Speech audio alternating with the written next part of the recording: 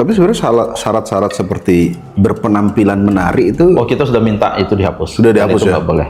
Akhir tahun ini harus sekian ribu orang teman-teman disabilitas sudah difasilitasi untuk bekerja di perusahaan.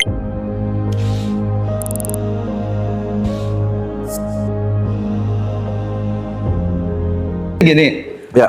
Kalau kita sudah pernah mengeluarkan surat edaran, Oke. memang statusnya baru surat edaran nih, Ya.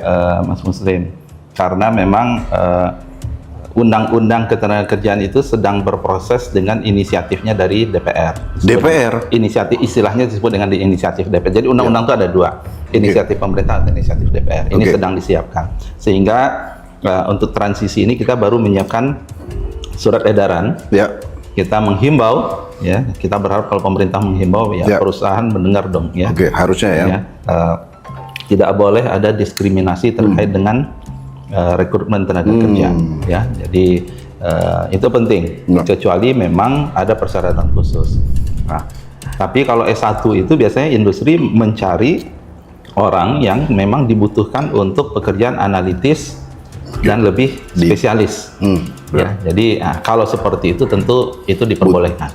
Oke. Karena itu menyesuaikan dengan kebutuhan pekerjaannya di industri. Tapi sebenarnya syarat-syarat seperti berpenampilan menarik itu kita sudah minta itu dihapus. Sudah dihapus, itu ya? nggak boleh. Saya ingin juga share ini ke Mas Muslim. Ya. Sejak awal saya jadi menteri, yang pertama kali quick win kami itu adalah kita membentuk direktorat khusus. Namanya Direktorat Penempatan Tenaga Kerja Disabilitas. Jadi kita sangat concern. Jadi memang amanat dari undang-undang kita bahwa rekrutmen tenaga kerja itu harus inklusif. Kami serius.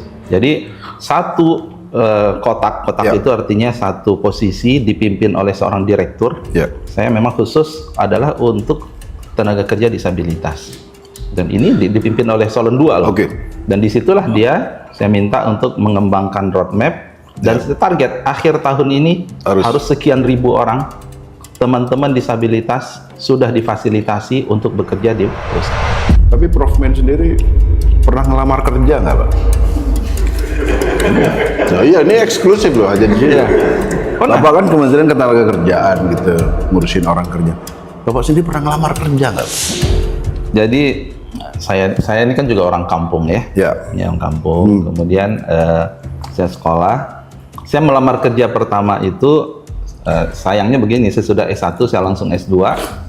S1 saya sudah melamar langsung jadi dosen. Sudah lamar langsung jadi dosen. Jadi memang melamar kerja itu melamar jadi dosen, Mas. Ya. Di luar negeri saya pernah melamar kerja. Sifatnya saya waktu itu melihat mungkin saya belum pulang dulu.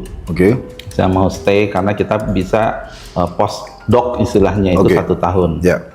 Lamar kerja banyak, nggak ada jawaban. Jadi saya ngelamar jadi dosen di sekian banyak kampus. Nggak ada yang jawab. Nggak ada yang jawab. Balas aja nggak ya? Balas juga nggak. Karena di sana itu berlaku kalau dalam 2 minggu itu tidak dibalas artinya ya udah pasti nggak. Berarti Bapak pernah lamar kerja dan susah juga ya cari kerja ya. Jadi sebenarnya kami di Kementerian Ketenagakerjaan itu kita punya platform namanya Siap Kerja. Jadi siapkerja.kemenaker.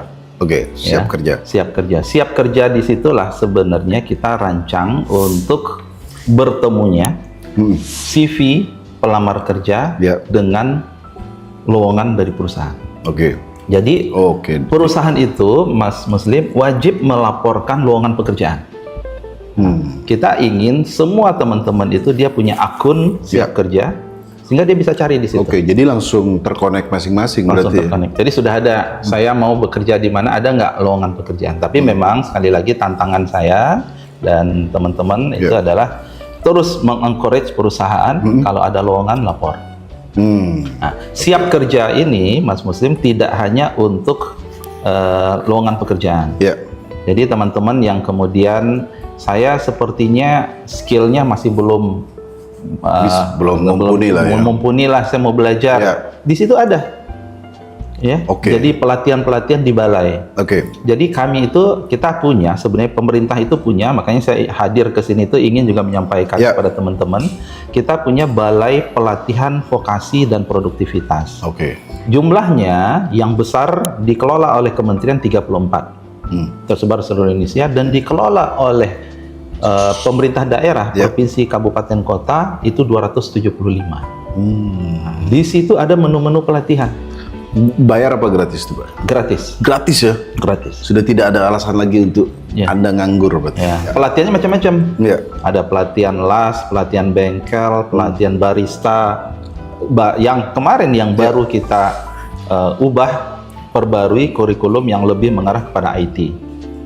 IT kreatif, web development, content creator dan sebagainya.